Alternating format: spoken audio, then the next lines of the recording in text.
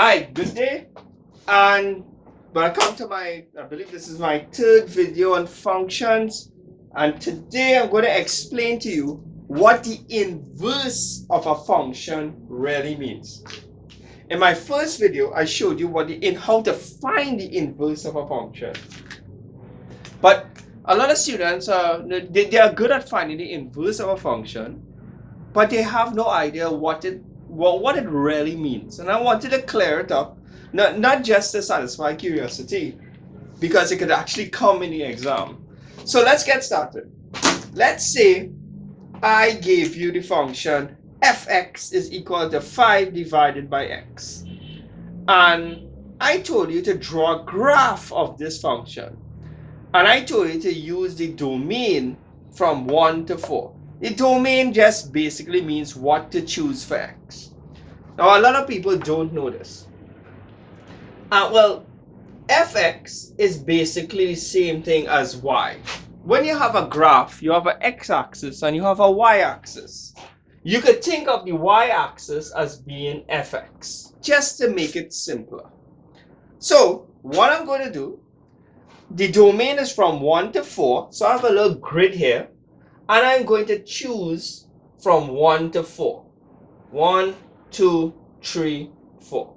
So there I have the domain for x. And all I need to do now is calculate the values of fx, which is, remember I told you, is basically the same thing as y. So how would you draw a graph in school? What you would do, you would pretend x is 1 and go and replace x with 1. So 5 divided by 1 is 5. Then you would say x is 2. So then you would pretend x is 2. So 5 divided by 2 is 2.5. And we keep going like this. X divided by 3. 5 divided by 3. I'm using my calculator here. It's around 1.7. I'm just going to one decimal place. And now we're going to replace x with 4. 5 divided by 4, well, I should know this by heart. Not too sure why I typed it in on the calculator, but you get 1.25. So what I'm going to do now, I am going to draw this function on this little makeshift graph I have here. X-axis, y-axis. We plot the x, then the y. So 1, 5. 1, 5 is up here. 1 on the x, 5 on the y. 2 and 2.5, 2 on the x and 2.5. The 2.5 will be in between the 2 and the 3. 3 and 1.7. 3 and we're going to go up to 1.7. 1.7 should be a little below the 2. And the next one is 4 and 1.25. 4, 1.25 will be a little bit above. Now, if we were to connect these points, we would actually get a kind of curve like this. Okay? It's not a perfect graph. I'm looking at it from a front view. The camera is up here, so you're seeing it from a top view. So it's going to look slightly different. Okay. So I just plotted or drew the function fx. But now I have to explain what the inverse is. Anytime you're trying to find the inverse of a function, I'm going to use different letters here. All they're really asking you to do is switch the values of x and y. In other words, the x becomes y and the y becomes x. So let me put back x and f inverse here. So the f inverse is basically like the new y. So we're going to switch the x and y. So the 5 will jump here and the 1 will jump here. You're basically switching positions.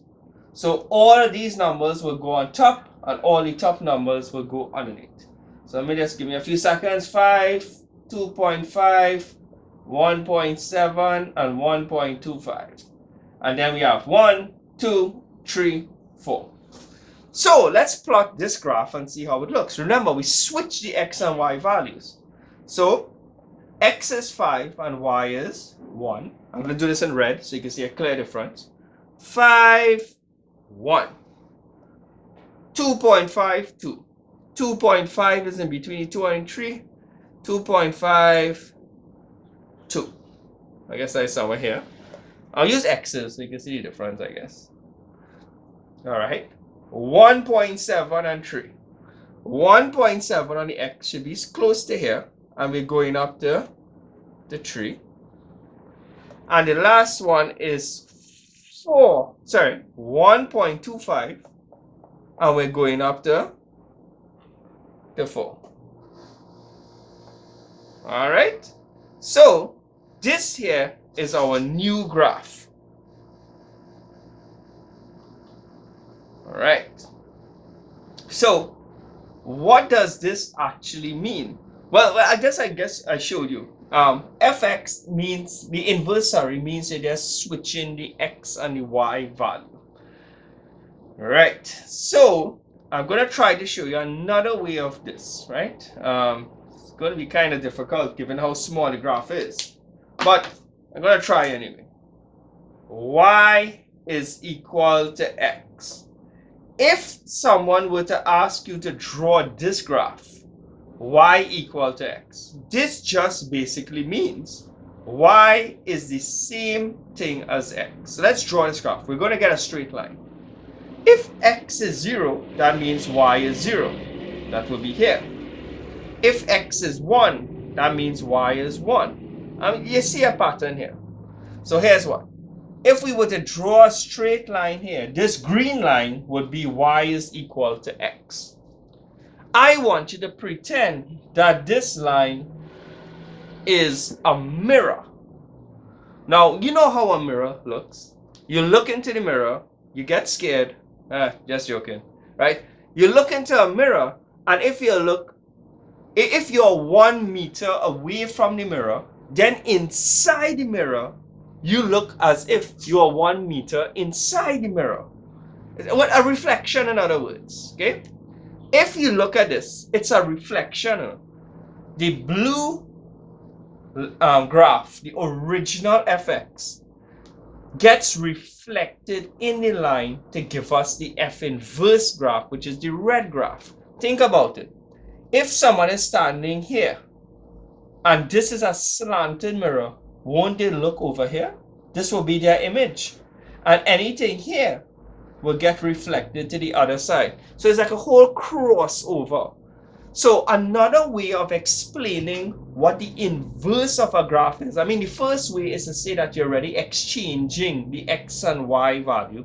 Or you could also say it's a reflection in the line y equal to x. So let me use a different example to show you the reflection. That one is also kind of hard graph to see the actual reflection. But let's say the examiner gives you a graph like this. I'm not going to put any values on it. Let's say here x and here's y. And he asks you, well, you drew this graph. Right? Let's say this original graph is fx. Let's say you took your time and you drew that graph. Then he tells you, hey, I want you to draw f inverse x. I can actually predict how the graph will look. All you have to do is draw the line y equal to x, which is a diagonal line, and you're going to pretend that this line is a mirror. And everything on this side will get reflected on the other side, and everything on this side will get reflected on the other side. So you have to use the imagination a little bit. So tell me something. I'm going to draw the inverse in red. Everything on this side will get reflected on this side. So it might look something like this. And everything on this side will go on the other side. The red line here is probably a really good assumption of how the inverse of this graph would look. And the same effect could be achieved by just taking the x and y values of the blue line, the fx, and switching them. The x becomes y and the y becomes x. So I really hope that this video was helpful and it helped you understand the difference between a function and its inverse. Take care. Until my next video, I'm hoping to cover the topic of integration next, either that or vectors. Not too sure yet, right? If you have any request, you can always, like if you have a particular topic that's giving you a problem, I prefer topics, or even if, I much prefer topics. If something is giving you problems, I prefer to make a whole series of videos on that particular topic. So that it won't only help you, but it will help everyone who has the same problem or a similar type of problem. So feel free to email me at I love lessons. Don't forget this S here, right? It's really important. The L's do not have to be capital, and it's at gmail.com. Now, when you email me and have a request, be really specific about what you need. Try to research what you're asking before you actually email me, so I can really get an idea, get an understanding of what you really want, right? So, and of course, if you're from Trinidad and Tobago, and instead of emailing me, right, you can also, you can WhatsApp me, right?